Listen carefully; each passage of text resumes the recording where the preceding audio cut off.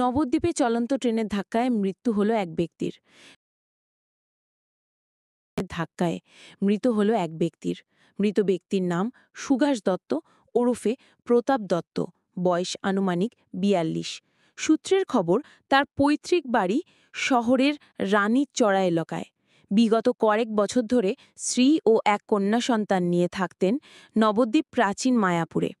জানা যায়, বৃহস্পতিবার রাতে নবদ্বীপ বিষ্ণুপ্রিয়া হল্ট স্টেশন সংলগ্ন রেলগেটে রাত আনুমানিক ৯টার পর দ্রুতগামী ডাউন নবদ্বীপ ধাম বালুরঘাট এক্সপ্রেস ট্রেনের ধাক্কায় ঘটনাস্থলেই মর্মান্তিকভাবে মৃত্যু সুভাষ দত্তের। খবর পেয়ে ঘটনাস্থলে যায় আরপিএফ।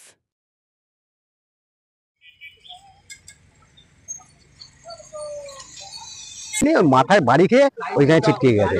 আমরা কিন্তু চিল্লিয়েছি অনেকবার, ঠিক ওপার দিয়েও চিল্লিয়েছে। তার আগে ফোনে কথা বলে ফোনটা রেখে ওই গাড়িটা যখন ঢুকেছে তখন এইখানটায় গাড়িটা ও এই মালদাটা ৯:১৫-২০ গেছে গাড়িটা। আজকে বাড়ি হলো প্রাচীন মায়াপুর, জানবো প্রাচীন মায়াপুর। হ্যাঁ, ওই দাদা আছে, বউ এসেছে। ভাইয়ের নাম কি? সুভাষ দত্ত। বাবার নাম কি? সুনন্দ দত্ত। বাড়ি কোথায়? আমি এখন বর্তমানে আমাদের বাড়ি রানীচড়ায়। আমি এখন না না না, সবাই আলাদা আলাদা। আমার ভাইয়ের ঠিকানা হচ্ছে প্রাচীন মায়াপুরে থাকে, ওই সীতানাথ লেনে। কি হয়েছিল আমি জানি না স্যার, আমাকে ফোন করলো আমার ক্লাব থেকে, এরকম তোর ভাইয়ের একটা ছবি পাঠিয়েছে, এরকম ভাই অ্যাক্সিডেন্ট হয়েছে, তুই শিগগিরই যা। আমি এসে দেখি এরকম পড়ে আছে, আমি কিচ্ছু বলতে পারবো না, কিচ্ছু জানি না। আমাদের সাথে থাকে না তো, যার জন্য আমরা কিছু জানি না। বিয়ে করেছেন? হ্যাঁ, বিয়ে করেছে, একটা মেয়ে আছে।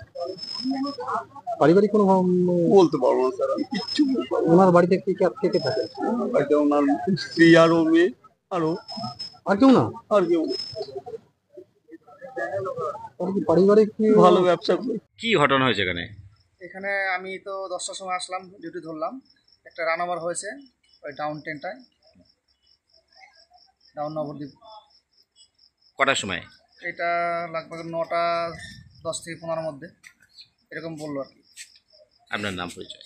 আমার নাম গোপাল বিশ্বাস, আমি গেটম্যান বিষ্ণুপ্রিয়া 15C।